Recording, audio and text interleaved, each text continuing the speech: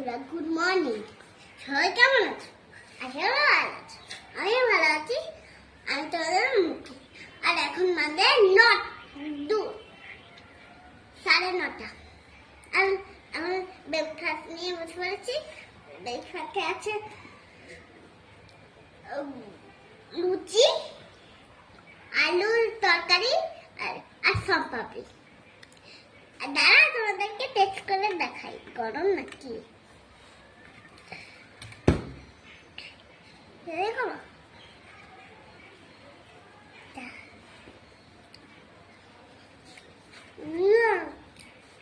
খুব টেস্ট। খেতে খেতে তো চলে আসে। Bye bye, tata. সবাই আমার দুপুরে দেখা হবে। Tata tata.